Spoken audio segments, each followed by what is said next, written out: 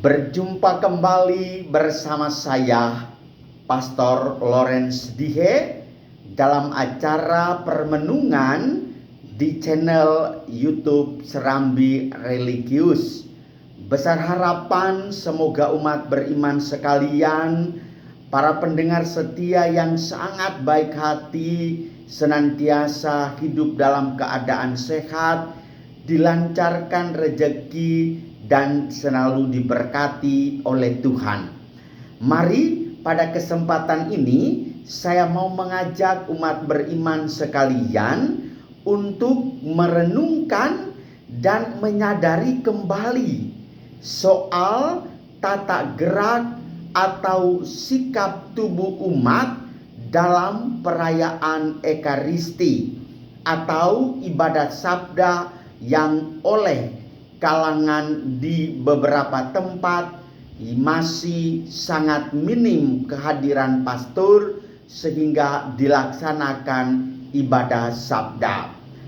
Pertama-tama kita melihat apa sih makna tata gerak dalam liturgi. Tata gerak dalam liturgi itu mengungkapkan suatu penghayatan batin kita dan partisipasi kita dalam perayaan Ekaristi itu. Maka selalu dikatakan sangat dituntut partisipasi aktif umat dalam suatu perayaan liturgi. Partisipasi aktif umat bukan hanya soal berdialog, tetapi sikap tubuh juga mencerminkan sikap partisipatif itu.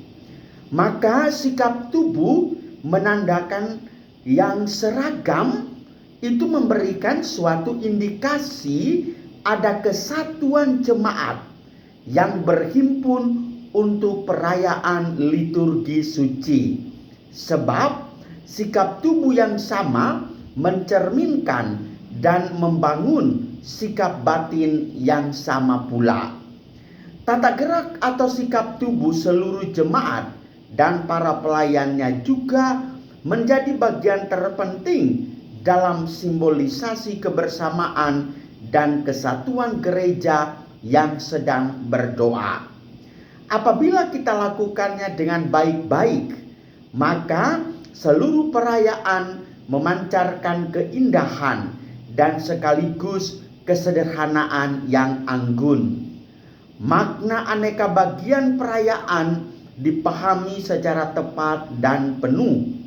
Partisipasi seluruh jemaat sangat ditingkatkan. Referensi pada pedoman umum Misale Romanum nomor 42. Maka mulai dari gerakan perarakan ketika para imam beserta petugas liturgi lainnya berarak menuju ke altar suci, sampai pada bagian penutup memiliki makna yang sangat mendalam. Pernah ada seorang teman beragama Protestan, dia diajak oleh sang kekasihnya ikut dalam perayaan Ekaristi di gereja Katolik. Spontan beliau berkomentar, capek juga, kadang-kadang berdiri, kadang-kadang duduk, kadang-kadang berlutut, dan macam-macam hal. Tetapi itulah sikap tubuh kita yang mencerminkan kesatuan jemaat, sehingga betapa indah perayaan Ekaristi itu. Yang pertama, perarakan. Perarakan menandakan suatu kemeriahan, maka hendaknya tata gerak ini dilaksanakan dengan anggun dan diiringi dengan nyanyian yang serasi. Pedoman umum Misale Romanum nomor 44. Bahkan apabila dirasa perlu, bisa juga dengan tarian atau ekspresi budaya lainnya. Perarakan dilakukan ketika perarakan imam bersama para petugas liturgi menuju altar, dan sambil membawa perarakan juga Evangeliarum yang di dalamnya terjadi pemakluman Injil. Perarakan ini juga mengantar bahan persembahan dan kita berarah juga untuk maju komuni kudus. Itulah bentuk perarakan. Yang kedua, tanda salib, tanda kemenangan iman, merupakan tanda kemenangan Kristus. Maka jangan pernah lupa membuat tanda salib. Dan tandanya kita tahu dengan persis dan dengan jelas, secara benar dan tepat adalah demikian. Dalam nama Bapa dan Putra dan Roh Kudus. Amin. Ingat itu baik-baik. Tanda salib dilakukan ketika memasuki gereja sambil menandai diri dengan air suci yang ada di samping pintu masuk gereja sebagai tanda peringatan pembaptisan yang telah kita terima. Maka pertanyaannya, orang yang belum dibaptis boleh tidak mengambil air itu? Tidak usah. Karena air itu mengingat kembali makna pembaptisan yang telah kita terima. Mengawali dan mengakhiri perayaan Ekaristi. Menerima percikan air suci kalau dibuat sebagai pernyataan tobat, dan memulai bacaan Injil dengan membuat tanda salib pada dahi, mulut, dan dada sambil mengucapkan, firman-Mu kuterima dengan akal budi, kuakui dengan mulut, kusimpan dalam hati. Ini membuat tanda salib. Yang berikut, berdiri. Mengapa umat harus berdiri? Dan seterusnya. Berdiri merupakan ungkapan kesiapsediaan, penghormatan, dan perhatian pada kehadiran Tuhan. Sikap tubuh ini mengungkapkan kegembiraan jemaat. Ya, kalau namanya orang berdiri, kita bertepuk tangan dan segala macamnya di gereja karismatik itu berdiri. Tidak pernah orang tidur lalu bergembira ria, tidak pernah. Gembira atas kebersamaan dan persaudaraan di dalam Kristus. Berdiri menyatakan keyakinan perasaan yang utuh. Jiwa yang siaga di hadapan Allah, siap bertemu dan berdialog dengan yang ilahi. Kapan berdiri itu dilakukan? Yang pertama, menyambut imam dan para pelayan yang bergerak menuju ruang altar.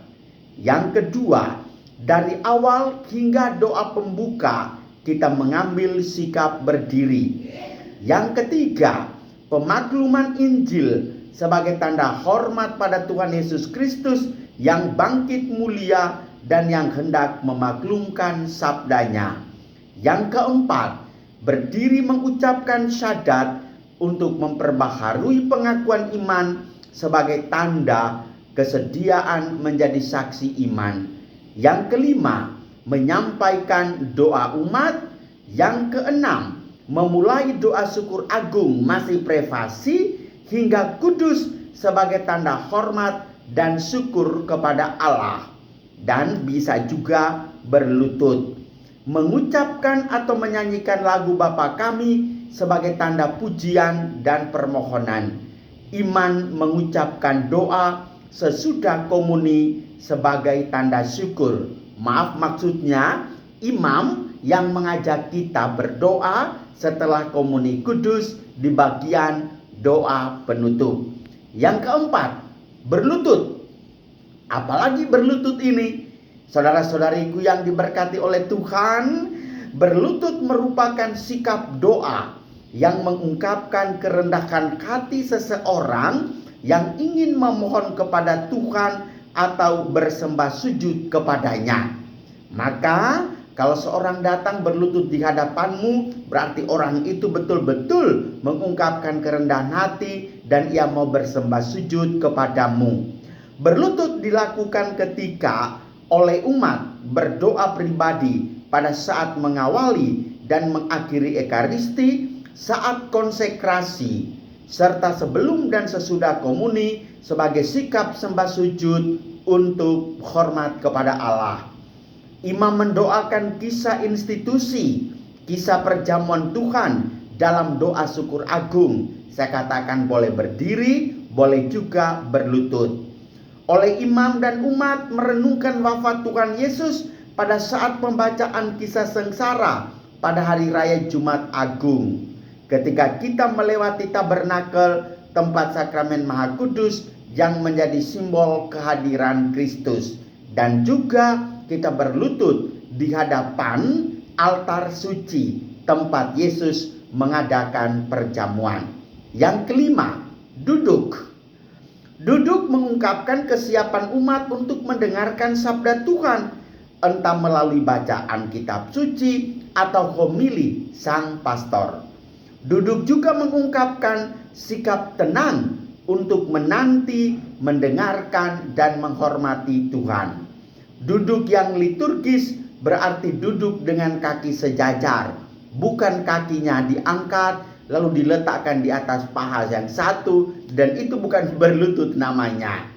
Nah, kita duduk ketika selama bacaan-bacaan sebelum Injil, saat Mazmur tanggapan, selama homili, selama persiapan persembahan, selama saat hening, sesudah menerima komuni. Begitu indah tata gerak kita semua.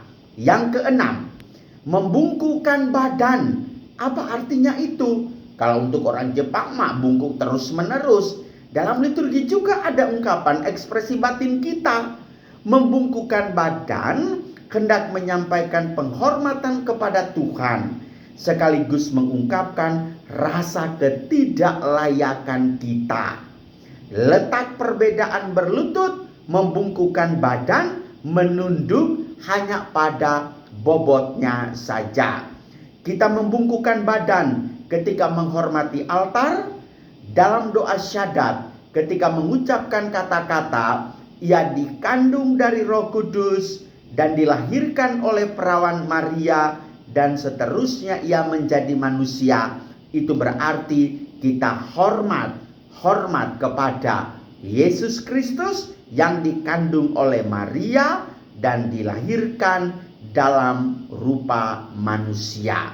Yang ketujuh, sikap tubuh lain adalah gerakan tangan.